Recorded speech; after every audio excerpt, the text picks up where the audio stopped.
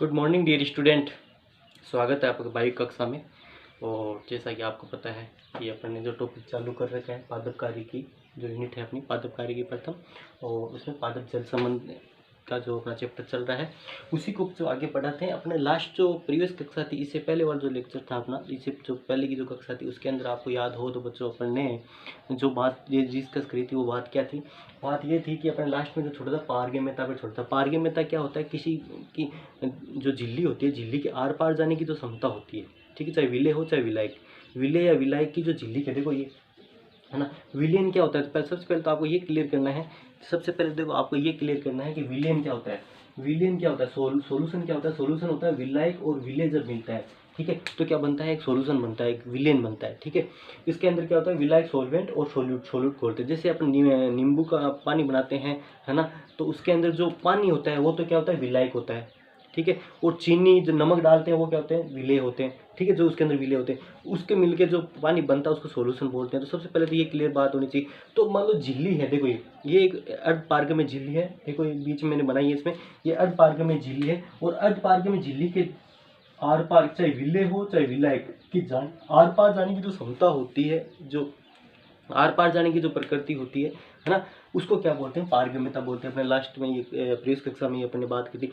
और पारगम्यता के आधार पर बात करें बच्चों, पारगम्यता या परमेबिलिटी के आधार पर बात करें, पारगम्यता के आधार पर बात करें, परमेबिलिटी के आधार पर बात करें, तो परमेबिलिटी के आधार पर जो झिल्लियाँ होती है उनके कितने प्रकार की होती है, ये बात है। तो इसको आप इसी प्रकार से आपको नोट्स बनाने हैं, कि बुक में थोड़ा पैराग्राफ में दे रखा है तो मैंने इसमें इस प्रकार से सीरीज वाइज बना रखा है। तो इस प्रकार से आप नोट्स बनाओ, तो इस प्रकार से आप लिखना, ताकि आपको लर्न करने में, याद करने में ज़्यादा ईजी रहे।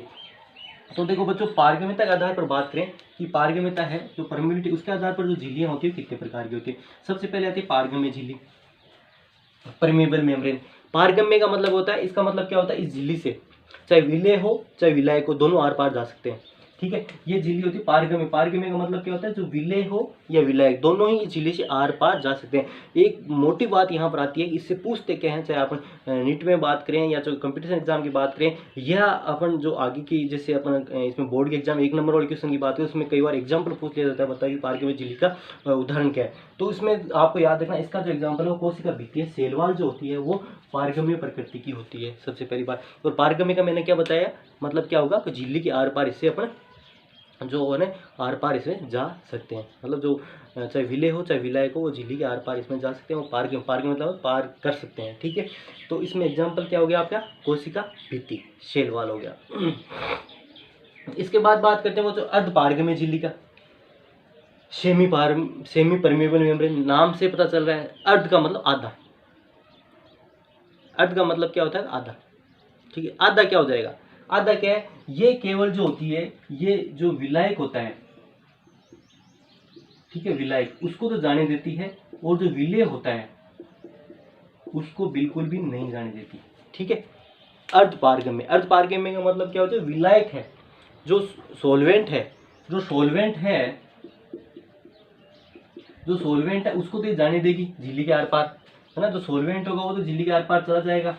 लेकिन जो विलेय है, ये विलेय, ठीक है, ये विलेय इसके आर पार नहीं जा सकता। तो आधा हो गया ना, आधा, अर्ध, अर्ध मतलब आधा, एक को जाने दे दूसरी को रोक लेती है, अर्ध। तो अर्ध का मतलब क्या हो गया, कि विलायक को तो जाने दे रही है और विलेय को नहीं जाने दे रही। समझ रहे मेरी बात, है ना। जैसे जैसे अपन एक अर्धपारगम्य झिल्ली, ये अर्धपारगम्य झिल्ली है ना, इससे अपन इधर चीनी का घोल रखते हैं, ठीक है, तो ये पानी तो इधर से इधर आ जाएगा, लेकिन जो चीनी के है इसमें और जो नमक है वो इसमें पार नहीं कर पाएगा। तो इसको क्या बोलेंगे बच्चों, अर्धपारगम्य झिल्ली बोलेंगे, सेमी परमेबल मेम्ब्रेन बोलते हैं। और बायोलॉजिकल सिस्टम में सेमी परमेबल मेम्ब्रेन या अपन जैविक जो सिस्टम तंत्र की बात करते हैं उसमें बायोलॉजिकल अर्धपारगम्य झिल्ली का बहुत बड़ा रोल होता है ना। जैसे अपने कोशिका झिल्ली, इसका एग्जाम्पल देखो, एग्जाम्पल बहुत इंपॉर्टेंट है। इसका एग्जाम्पल है कोशिका झिल्ली, ठीक है। इसका एग्जाम्पल की बात करें बच्चों, तो इसका एग्जाम्पल आपके कोशिका झिल्ली, कोशिका झिल्ली, ठीक है। क्या नाम है इसका, एग्जाम्पल क्या है, इसका उदाहरण क्या है, कोशिका झिल्ली, ठीक है। दूसरा टोनोप्लास्ट। अब टोनोप्लास्ट क्या होती है बच्चों, आपको पता ही है टोनोप्लास्ट क्या होती है, अपने में प्रीवियस जो ईयर की जो कक्षा थी डिस्कस किया था ना, रिक्तिका की जो झिल्ली होती है, रिक्तिका की जो कवरिंग होती है ना, रिक्तिका वैक्यूल, रिक्तिका होती है ना, जो जंतु को पादप कोशिका में पाई जाती है, बड़ी रिक्तिका, पादप कोशिका में बड़ी रिक्तिका पाई जाती है। तो रिक्तिका की जो कवरिंग होती है उसको क्या बोलते हैं, टोनोप्लास्ट। तो ये दोनों ही क्या होती है, अर्धपारगम्य झिल्ली का कार्य करती है ना। अर्धपारगम्य कोशिका झिल्ली और जो टोनोप्लास्ट होती है वो दोनों ही क्या करती है, अर्धपारगम्य झिल्ली का कार्य करती है। अब देखो बच्चों, जो बात करते हैं अपन तीसरी, विभेदात्मक या चयनात्मक झिल्ली। विभेदात्मक और चयनात्मक, तीसरी झिल्ली विभेदात्मक और चयनात्मक झिल्ली, सिलेक्टिवली परमेबल मेम्ब्रेन, है ना। इसका मतलब क्या, सिलेक्शन का मतलब क्या होता है, जहाँ पर सिलेक्शन का मतलब क्या होता है, सिलेक्शन का मतलब यही होता है कि नीट देते हो जो कुछ बच्चे अच्छे स्कोर करेंगे पास हो जाएंगे और कुछ बच्चे पीछे रह जाते हैं, ठीक है, कुछ का सिलेक्शन होता है। चयनात्मक, चयन का मतलब क्या होता है ना, चयन का मतलब क्या होता है, जैसे अपन कोई काम करना है, कक्षा के अंदर कोई काम करना है, तो मैं चयन करूंगा भाई ये 2 बच्चे तो ये काम कर सकते हैं, ये बच्चे नहीं कर सकते, ठीक है, चयन करना। तो इसमें भी देखो इस प्रकार से विभेद करना है, चयनात्मक करना। तो इसमें भी क्या होते हैं, इसमें भी क्या होता है कि ये जो झिल्ली होती है, ये झिल्ली, ठीक है, ये झिल्ली, इस झिल्ली की बात करें तो ये क्या करेगी, जो विलायक होता है उसको तो जाने देती है, ठीक है। ये मान लो ये झिल्ली है जो अपने इसकी बात कर रहे हैं, किसकी, चयनात्मक झिल्ली की बात कर रहे हैं, है ना। 2 तंत्र, एक इधर है एक इधर है, ठीक है, 2 मतलब कोई विलेन भरे हुए हैं, एक इधर विलेन है ए, इधर एक बी विलेन भरा हुआ है, ठीक है। तो मान लो, तो इसमें से आर पार जो जाने की क्षमता हो रही है, ठीक है। लेकिन मैं कह रहा हूँ कि चयनात्मक या विभेदात्मक या चयनात्मक झिल्ली की अपन जहाँ पे बात कर रहे हैं, ठीक है, विभेदात्मक या चयनात्मक झिल्ली की बात करें तो इसका मतलब क्या हुआ, देखो कि मैं क्या कह रहा हूँ कि चयनात्मक में क्या हो जाएगा कि जो विलायक है, चलो वो तो चला गया, विलायक है वो तो झिल्ली को आर पार करके चला गया, लेकिन विलय के अंदर क्या होगे, कुछ के लिए पारगम्य होगी और कुछ के लिए अपारगम्य होगी, ठीक है। विलय की बात करें तो यहाँ पे लिख रहा हूँ, दिख रहा होगा आपको, विलय की बात करें तो कुछ के लिए पारगम्य होगी, सबके लिए नहीं होगी, कुछ जो विलय पदार्थ है उनके लिए, कुछ के लिए क्या होगी, पारगम्य होगी, सबके लिए, मतलब चयन कर लिया ना, विलय में से कुछ छाट लिया भाई, जैसे सोडियम और पोटेशियम है, तो जैसे विलय मिले हुए हैं किसी पानी के अंदर, सोडियम और पोटेशियम मिले हुए हैं, तो ये क्या करे, सोडियम को जाने देगा और पोटेशियम को रोक लेगा, तो मतलब दोनों विलय है लेकिन एक को जाने दिया एक को रोक लिया, मतलब चयन कर दिया ना, तो इसलिए इसको क्या बोलते हैं, चयनात्मक या विभेद करना, विभेदात्मक झिल्ली इसको बोलते हैं, सिलेक्टिवली परमेबल, है ना, सिलेक्टिवली परमेबल। तो इसका जैसे समझ में आ गया आपको ना, अर्धपारग में या चयनात्मक झिल्ली की बता रहा हूँ ना, विलायक तो जाएगा, विलायक तो चला जाता है, ठीक है, विलायक चला गया, लेकिन जो विलय है, विलय में से ये कुछ को चयन करती है ना, कुछ का चयन करती है, विलय जो होता है उसमें से कुछ का चयन करती है, कुछ को जाने देती है, कुछ को ये जो होती है वो रोक लेती है। तो ये हो गया विभेदात्मक या चयनात्मक, सिलेक्टिवली परमेबल या डिफरेंशियली, इसको बोलते हैं विभेदात्मक मतलब डिफरेंशियली परमेबल या सिलेक्टिवली परमेबल मेम्ब्रेन। इसका एग्जाम्पल भी देखो बच्चों, कंफ्यूज नहीं होना आपको, इसका भी एग्जाम्पल क्या है, कोशिका भित्ति या प्लाज्मा झिल्ली, ठीक है, एक नाम है दोनों, है ना।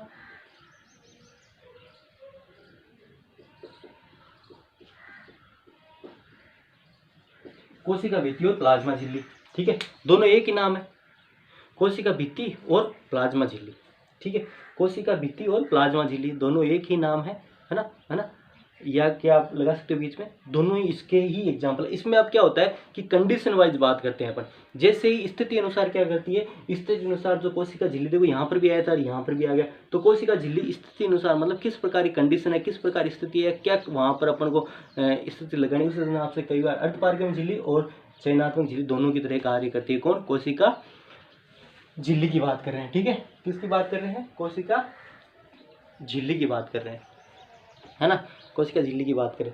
अब बात आती है वो बच्चों, आपने जो लास्ट है उसकी बात करते हैं, अपारगम्य झिल्ली, ठीक है, लास्ट वाली जो कौन सी आती है, अपारगम्य झिल्ली, ठीक है, इम्परमेबल मेम्ब्रेन। इम्परमेबल मेम्ब्रेन की बात करें तो इम्परमेबल मेम्ब्रेन में क्या हो जाएगा, देखो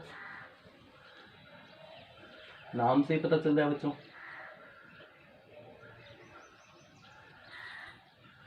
है ना, अपारगम्य के अंदर क्या, विलायक के लिए भी नहीं, कोई भी नहीं भाई, सबके लिए मना किया हुआ है, ठीक है, ये विलय के लिए भी नहीं, दोनों के लिए नहीं, ठीक है, विलय और विलायक दोनों के लिए बंद है, कोई नहीं जा सकता बाहर, ठीक है, नहीं कोई आ सकता, ठीक है।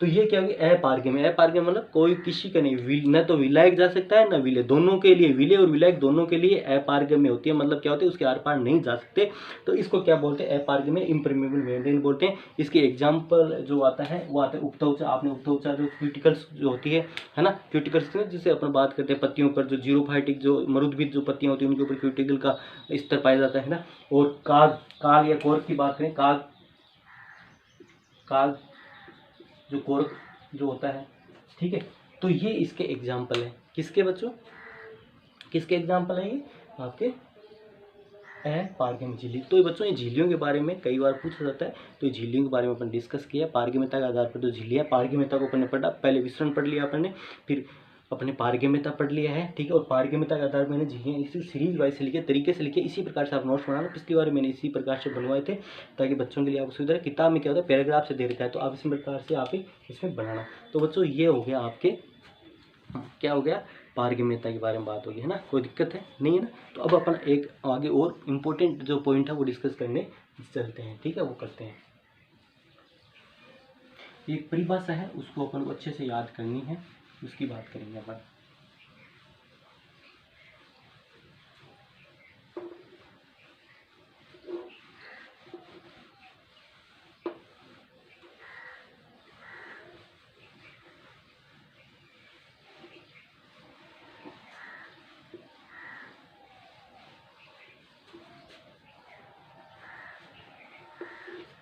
अब बच्चों बात करते हैं अपन प्रासरण की।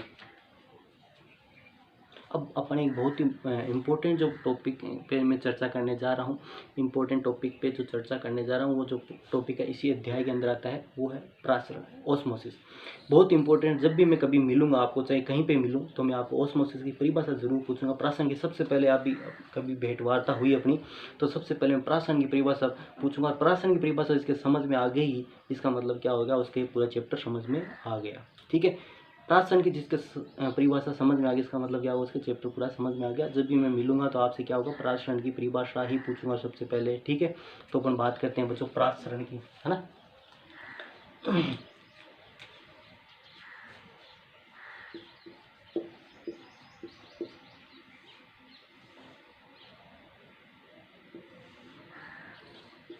ओस्मोसिस, ठीक है। ओस्मोसिस, ओस्मोसिस क्या होता है बच्चों, प्रासरण क्या होता है, ठीक है। इसमें दो टर्म्स आपको याद रखने, दो नाम याद रखने हैं। सबसे पहले मैं याद करने का तरीका बताता हूँ। इसमें दो चीज़ याद रखनी, एक तो आपको विलायक याद रखना है। इसमें इसकी परिभाषा में विलायक का नाम जरूर आएगा। विलायक, विलायक क्या होता है, सोलवेंट, ठीक है। इसमें आपको एक तो सोलवेंट का नाम बहुत याद रखना है, ठीक है, सोलवेंट। दूसरा इसके अंदर जो नाम आएगा वो आएगा अर्धपारगम्य झिल्ली।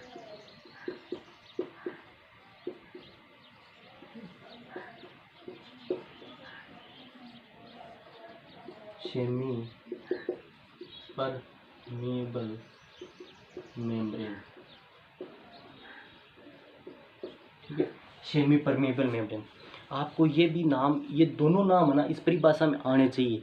कैसे आने चाहिए मैं बताऊंगा आपको, कि दोनों नाम है, विलायक का नाम भी आना चाहिए और अर्धपारगम्य झिल्ली का नाम आना चाहिए, ठीक है। कैसे, कि सबसे पहले अपन जैसे बात करते हैं, दोनों नाम आपके आने चाहिए, याद रखना, मैं मिटा रहा हूँ ना, दोनों नाम परिभाषा के अंदर आने चाहिए। तो इसमें मैं बता रहा हूँ, इसमें विलायक का ही होगा। विलायक क्या होता है, पानी, ठीक है। विलायक क्या होगा, जैसे अपन नमक के पानी की बात करूँ, नमक क्या है, विलय है, और पानी क्या है, इसमें विलायक है, और नमक का पूरा पानी घोल है, उसको क्या बोलेंगे, विलेन बोलेंगे, सॉल्यूशन बोलेंगे, ठीक है। तो इसमें ये जिसके ये विलेन वाली समझ में नहीं आ रही, एक बार कमेंट जरूर करना, कोई दिक्कत हो तो अपन बात करेंगे, ठीक है। तो इससे ये क्या चैप्टर थोड़ा इजी हो जाएगा, यदि कहानी समझ में आ गई तो मैं वापस लिख देता हूँ आपको। चलो ठीक है, अब इसमें परिभाषा आगे अपन चालू करते हैं। देखो, अर्धपारगम्य झिल्ली द्वारा,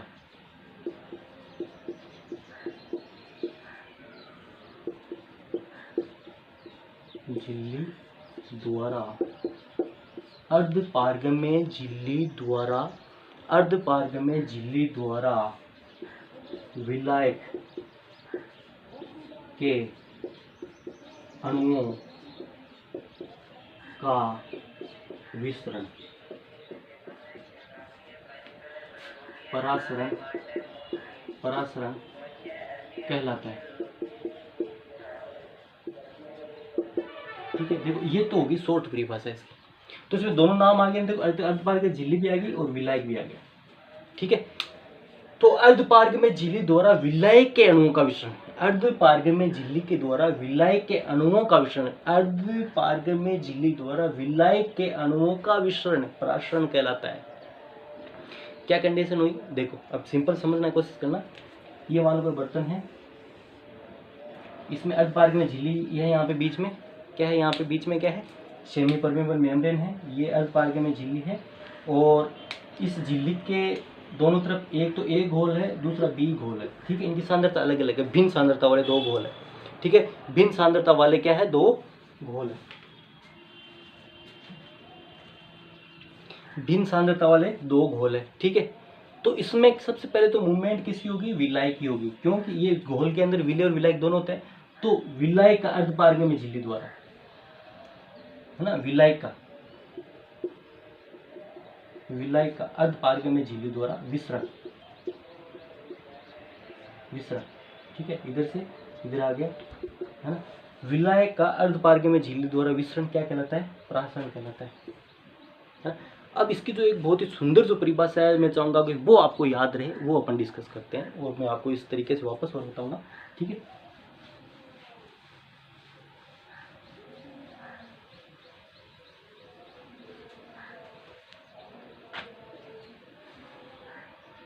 प्रासरण वह प्रक्रिया है जिसमें अर्धपारगम्य झिल्ली द्वारा पृथक दो विभिन्न सांद्रता के विलीनों में से विलायक के अणुओं का कम सांद्रता वाले घोल, कम सांद्रता वाला घोल है, तो इसका मतलब क्या हो जाएगा, कम सांद्रता वाला घोल है, इसका मतलब क्या हो जाएगा, यहाँ पे विलायक की सांद्रता क्या है, विलायक की उच्च सांद्रता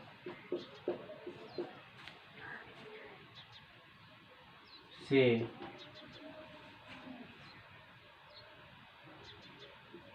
अधिक सांद्रता वाले घोल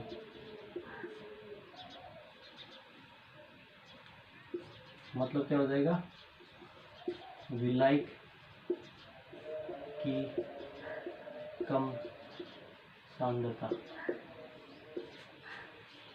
घोल की तरफ गमन प्रासरण कहलाता है।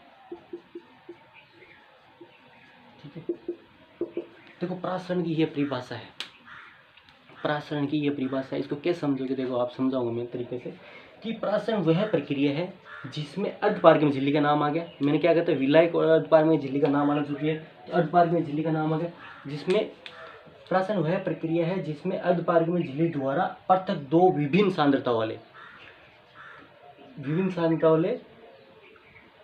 विभिन्न सांद्रता के विलेनों या घोल भी बोल सकते हो आप। ठीक है, विलेनों में से विलायक के अणुओं का कम सांद्रता वाले घोल, है ना, विलायक के अणुओं का। देखो दूसरी बात क्या आ गई यहाँ पर, विलायक के अणु का। ठीक है, दूसरा क्या आ गया, विलायक के अणु का। हमेशा याद रखना चाहिए, विलय के अणु मूवमेंट नहीं करेंगे, विलायक के अणु ही गति करेंगे। विलायक में पानी ही गति करेगा, इसमें पानी ही गति करेगा, जल ही गति करेगा, विलायक ही गति करेगा, विलायक चाहे कुछ भी हो।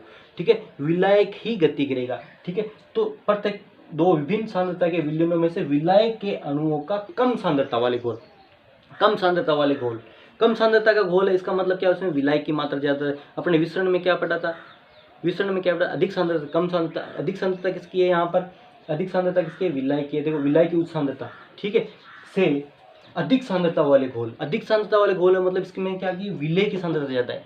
सांद्रता कंसंट्रेशन कब बढ़ती है अभी बताऊंगा मैं आपको। तो इसका मतलब इसमें सांद्रता ज़्यादा है, गाढ़ा घोल ज़्यादा है, इसमें पानी की सांद्रता क्या कम है, विलायक की इस कम सांद्रता की तरफ गमन प्राशन कहलाता है। देखो मैं आपको बताता हूँ कि अधिक सांद्रता कम सांद्रता पहले क्या होती है, ये भी आपको क्लियर हो जाता है। कि मान लो ये पानी का बर्तन है, इसमें यदि अपन चीनी मिलाते हैं, ठीक है, चीनी मिलाते हैं, पहले 10 ग्राम बढ़ाई, 10 mg, फिर 20 mg, फिर 50 mg, फिर 100 mg। तो 100 mg अब चीनी मिलाएंगे इसके अंदर, तो क्या होगी, इसकी क्या होगी, सांद्रता बढ़ेगी, ठीक है, इसकी सांद्रता बढ़ेगी। मतलब क्या है, इसमें विलेय, चीनी क्या है, विलेय, चीनी क्या है, विलेय, विलेय ज़्यादा बढ़ा रहे हैं, इसकी मतलब सांद्रता बढ़ रही है, और सांद्रता इसकी बढ़ रही है, विलेय की मात्रा बढ़ रही है, इसका मतलब विलायक की मात्रा कम हो रही है, पानी की मात्रा कम हो रही है, ठीक है। तो ये गाढ़ा हो रहा है घोल, तो ये हो गया क्लियर, एक तो आपको समझ में आना चाहिए, ठीक है। तो अपन ये कहे तो इसी प्रकार से देखो, अब इसको दूसरे तरीके से मैं आपको जो ये पूरी परिभाषा समझाता हूँ कि मान लो ये एक सिस्टम तंत्र है जिसके अंदर ये अर्धपारगम्य झिल्ली है, अर्धपारगम्य झिल्ली, ये अर्धपारगम्य झिल्ली है, इसके अंदर घोल ए है या विलेन, विलेन से सॉल्यूशन मान लो, या विलेन मान लो, घोल मान लो, विलेन ए है, इधर विलेन कौन सा, बी है, ठीक है, विलेन कम, ठीक है, इधर ए है और इधर बी है। तो इधर मान लो 100 ml वाटर है, 100 ml क्या है, पानी है, दिख रहा है आपको,